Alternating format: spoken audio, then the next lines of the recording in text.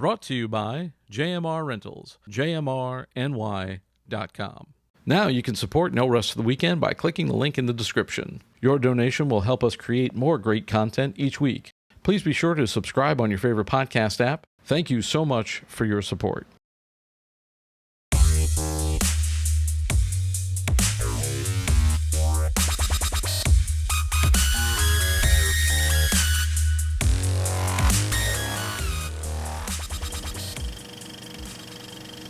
Hello and welcome to No Rest for the Weekend. I'm Jason Godbey, and today on the program, joining me via Zoom, we've got the writer-director of the new indie feature, All the World is Sleeping, Mr. Ryan Lacen. Welcome, Ryan. Thanks for having me. Glad to be here. Well, thanks for doing this all the way from the West Coast. So we do have a lot to talk about. I want to talk about the movie, so I want to get right to it. But first, I want to talk to you about you. Tell me a bit about your background. How did you get into this whole show business thing? What's your origin story? Honestly, I feel like I spent most of my life either in a movie theater or watching movies. I remember like being a little kid and going to the theaters with like my mom and grandma and watching everything from like Legend to Lost Boys to Die Hard and having those films kind of like captivate me from a young age. And then, like, as I grew up, it was probably, the same typical story of most filmmakers. It's you're in the backyard with any friend that you can find, making your own little movies, which nowadays, if I was doing that with the technology that you have with cameras, I'd probably be taking those, home movies and trying to submit them to film festivals. But, back in those days on the little mini, Super 8 cameras, you're just trying to get the best VHS quality as you can. So, I did that, went to college, took any film school or any film class that I could in New Mexico, but it was kind of before the boom happened out there. So everything was kind of a little antiquated, but still enough to kind of get the base of knowledge. So therefore, when I graduated, it was like, okay, now I have to jump onto a film set and, see what happens and try to like learn from that and grow. And right around that point, films started to come into New Mexico. So there was this Val Kilmer, Matthew Modine, like straight to DVD movie that was like beginning to be filmed. And I had a friend that was working on it as a travel coordinator. So I hit her up and I was like, hey, can you try to get me an interview on this movie? I have to work in film. So she got me this interview. First time ever going in, to a film set interview, and no idea what to do. So like on my resume, I literally wrote like, key grip, director, the script supervisor. So the guy that was interviewing me was like, all right, so this kid's coming in. Well, you think you're going to be what, the key grip, the director, the script supervisor? But fortunately, he hired me to be an intern on the first film. And I was able to kind of parlay that into like 2 years of just working on every film set that I could, studying under like Kevin Smith and Michelle Gondry, Ron Howard, all like my idols, to be able to like see like how do they talk to actors, how do they communicate with their like DPs and like set up their shots. And after a certain period, I was just ready to do my own films. So I jumped off the diving board and I was like, I'm gonna start directing my own movies. Tell me about this picture. You got All the World is Sleeping, and you got Melissa Barrera in it, who's a budding young star. But kind of, can you give me some background? Like, tell me kind of what happens in the movie and how it came to be. Yeah, so the film is it's about struggle. It's about trying to survive in a world that's just kind of putting you down. And it follows a mother who's also struggling with her addiction while trying to surface for her daughter. But then what happens when her daughter's taken away? Can she fight to be able to get, her daughter back and get herself back on her own feet? And the film came about in kind of an interesting way. I directed a movie several years ago, a romantic drama called The Dust Storm. And when that finished up, I was kind of just like waiting for the next movie to happen. I spent years of like pitching this studio, like this type of film, this other studio, different film, and just, the constant, like Hollywood rejections of like, we love this, but not right now. So I was at a point where I was just kind of defeated with not being able to get my second movie made. And I got a call from this producer named Ian Simon and a nonprofit in New Mexico called Bold Futures. And they're a nonprofit that basically they do culture shift work for women and by women of color in New Mexico. And they reached out and asked me if I would be interested in coming back to Albuquerque and listening to 7 women that have basically fought and continue to fight against addiction and hearing their stories and making a media project off of it. And when they said that, I had no idea what they meant by a media project, but I was like, sure, I'll come back home, an excuse to get back to New Mexico and get some green chili. I'm down. But when I got there, it was definitely different than I would have expected.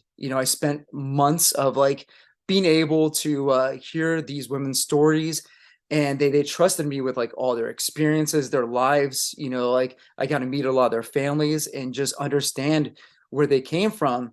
And then with their kind of like permission and their trust in me, I went back and they asked me to basically create a script off of their experiences. So I wrote a movie that kind of created all their lives into one, and that script became All the World is Sleeping. And when that was done, I brought it back to the nonprofit and to the women just to make sure this is something that like they felt highlighted their voices and that they were excited about getting out into the world. And they loved it, and they decided to like, okay, let's turn this into a film. And then that got the balls rolling, and we were able to make a movie. It sounds like this kind of a lengthy development process. Like, how long did it take you to get from like development stage to actually, finish the picture? It was about 3 to 4 months of just kind of being there with the women who inspired the film, and then from that, it was probably about 6 months of like writing the script and kind of going back and forth before we actually went into production. So from the script development stage, it wasn't too long, but from the point that we finished the film to where we are today, it was definitely a journey because we shot right before the pandemic, and then boom, the world shut down. So we had to do all of our post editing, color, sound, the entire mix like during the pandemic. And then once we finally completed the film, we kind of had to wait until everything opened up again to be able to do the film festival tour. And then even after that point, so we completed that last year and the film was ready to go out into release. And we kept getting all these deals. Like everybody wanted the film on their like streaming sites or, to release it like somewhere into the digital ether. But it was really important for us to be able to reach the widest audience that we could. So we fought to get a theatrical release. So it took a bit, but finally the company Gravitas like hit us up and they're like, we believe in this film. We really love it. We want to commit to a theatrical release of the film. And they gave it to us. And now March 17th, we're coming out. Compared to some of the other stuff coming out, like right around St. Patrick's Day and this month in general. So you've got things like Scream 6 and Shazam 2 and you've got these big blockbuster films. It's quite a hurdle, I think, for a movie like this. How why am I coming to see this instead of going to see one of those blockbusters? Is as I think the question, like what's the why do I need to see this picture in a theater? Yeah, I mean, honestly, that was a big hurdle that we had to even getting it into theaters because it's at a time where like most of the screens are being taken up by Creed 3 and as you mentioned, Scream 6 and Shazam 2. So to be able to get like a little indie film that has like this unflinching look at addiction into actual movie theaters was an uphill battle. And I think too, like I always think of it as there's room in cinema for all genres. That's what it was like for me, like growing up, going to the theaters. You had these like hard hitting dramas, and I think it's important for those type of films to be seen because it's in addition to like having a film that can entertain you, these type of movies also examine societal issues and humanity in a way that can be helpful. And like when we made this, it was also for the line of empathy too, because I think there's so much judgment going on in the world, especially with the social media, with like online, even too. Like I see it in LA. There's people on the street corners talking to themselves. There's people outside in tents. They're homeless, and I think it's easy for people to like drive by them and to look at people like this and be like, oh, that would never be me. I would never make those choices to get to this point of my life to become this. But All the World Sleeping kind of opens up the curtain to the experiences of, addiction and people that are struggling with it to be like, hey, like we're all a couple steps away from walking in someone else's shoes. So before you point your finger or place judgment on somebody, let's actually get to know them, because these people are our neighbors, our sisters, our mothers, our friends, our colleagues. It's we're all like kind of here together. And this film not only like presents that, but it also has an incredible performance by Melissa in the role of Chama. She gives such a raw, emotional portrayal of this character that, I would just say audiences, go see her in this. She's incredible. It's so funny because I just saw her in Scream 6. We just reviewed the film and we went to a screening of it, an early screening of it. And I thought she was wonderful. I think she was also in The Heights. And she's becoming one of these like breakout stars. How did you guys get her involved? And like, what was it like working with her? Yeah, and I think too, as you mentioned, like Scream 6 and In the Heights and Vita, and then now All the World Sleep, and it's like I think all those films show you the dynamic range of Melissa and the versatility that she brings to every role. And I was very fortunate to cast Melissa, to be able to work with her, to be able to get to know her, because I mean, she's the real deal. Like as a person, she's warm and genuine and dedicated to like her friends and family. And then as an actress, she's has this like unflinching commitment, both physically and mentally, that she brings to like each role to really push herself. And this film, I mean, the script got sent to her through our casting agent, Jessica Sherman. Melissa read it, she sparked to it, and then she kind of came in and auditioned for the film. And at that point, she was just on the show Vita, so it was right before In the Heights.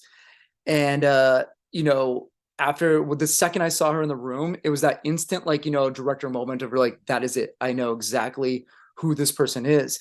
Because not only was I looking for like an actress that could like breathe life into, the words on the script, but I needed someone that could be the composite of all seven of the true life women, and that could really do justice to who they are, to their voice, and to be able to portray it on screen. And Melissa just completely like nailed every aspect of it. Was there anything particular? Because you're dealing with some tough subject matter, and that's kind of wanted to ask you, like, how do you appeal this to an audience? Because I think there's a tendency now, especially with theatrical runs, that people kind of shy away from this material.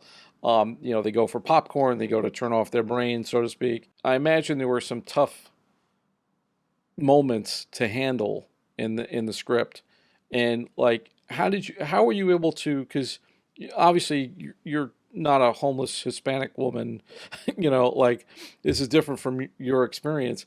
But how did you kind of negotiate those moments and get to some reality?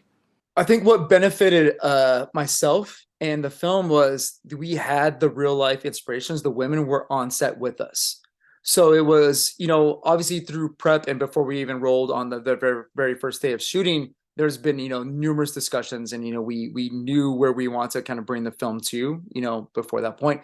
But on set every day when I frame up any shot with the DP, Michael Garcia, we'd have, somebody there with us to be able to like consult and help guide us, to be like, this is, this feels real, this feels authentic, or I don't think this would, happen this way in this type of scenario. So like we would be able to like adjust and adapt on the day. And even with Melissa, who, doesn't come from like the same background as her character Chama, she was able to work alongside the women before the film, like went into production. And then on the day, every single day we shot, she was there with them just to make sure that everything she did felt authentic to their world. When you first screened it at festivals, were you able to screen it for the women first, or did they see it at a festival? Like, what was the initial reaction when they saw it on the screen? That was probably the scariest day for me too. So we screened it for the women first before we ever even like submitted to a festival or took it out. So we brought the film back to New Mexico and we did a private screening. We got everybody together, and projected the film. And this was the first time, outside of, like a couple like rough cuts that they were able to give notes on, but the first time they were able to kind of see it, hear the sound mix, hear like the final like music, see the way like it's gonna look once it goes out, to the world. And for me, it was, I was terrified because, all I wanted to do was do right by them. even if this movie was, panned by critics, which I really hope doesn't happen, but as long as I got their thumbs up, I knew that like, at least I did, my job. And afterwards there was, tears, and everybody was hugging everybody. And it was such like a beautiful moment too, because I mean, at the end of the day, it's like, obviously like I was the person behind, the monitor calling cut and action, but we all made this film together. It was such like a collective effort between like everybody, from the film community that came in, every, key department head, and every, even down to the PAs and up, but also with, the women's, their stories, their lives, they were on set, the nonprofit, like bring us all together. It was such a team effort. And to have something that we all felt good about was definitely the best takeaway. So you did the festival circuit. Now you're going out into the theatrical run. Obviously, people in different parts of the country are going to react differently to this. But what has been, or what do you feel like is the predominant reaction to the film in terms of audiences and things like that? Well, I think what's been wonderful too is when we did our festival run, we basically did it across the United States, everywhere from like, California to New York, Seattle, New Mexico, and everywhere in between. And I was there at almost every single screening. So being able to like talk to people afterwards. And I think that the biggest response that, or I guess the most like heartwarming response is like so many people would come up to us afterwards and say like, hey, like either I feel seen, or like, hey, that was my mom on screen. That was my sister. You're able to do something that like felt honest to me, that like I hadn't seen in other films on this subject matter. And that was kind of like their approach to, even with the initial script writing process, is there's a lot of films out there about like addiction that tackle the subject matter, but we wanted to do something that felt a little bit more authentic to obviously the true life stories, but also that felt a little bit more unique for the filmmaking way too. And that's why the film is very kind of like non-linear. We cut in between like the past and the present. We're inside Chama's mind. We hear her thoughts. We see how sometimes those contradict her actions, in the movie world. We see, like all like the beauty and the grime of her life. So we want to kind of convey like that it's not all bad, it's not all good, but there's like this like nice like degree in the middle, and that's, humankind. So this movie's is out here in March. You're going to be on you're going to do a theatrical run and also VOD. What is next for you? What you have? Do you have some projects lined up coming up? Yeah, it's been kind of nice because, for the last like years, it's been nothing about All the World is Sleeping.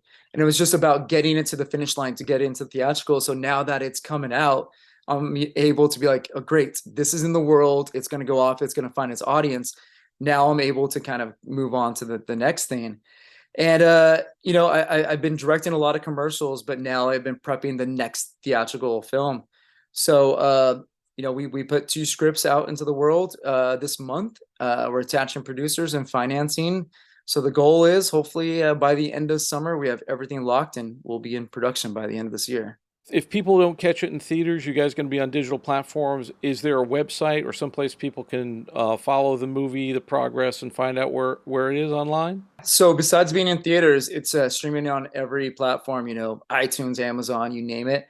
And then you can obviously go to alltheworldsleeping.com, go to Gravitas, to find out more about the, where it's being released. You can find me on social media, connect. I'm always here to say hi. What's your social media handle? My name, Ryan Lacen. Thanks so much, man. Thanks for doing this. And next time you have a project, you're welcome back anytime.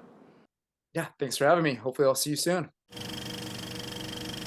And that's all we got for you today. Thanks so much for taking this trip down the rabbit hole. For more of our content, including our movie reviews, you can always find them on our website, norestfortheweekendpodcast.com.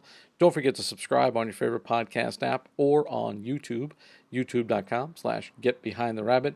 I'd like to thank my guest, Ryan Lacen, and our sponsor, JMR Rentals, for Behind the Rabbit Productions. I'm Jason Godbey. Thanks for joining us. See you next time.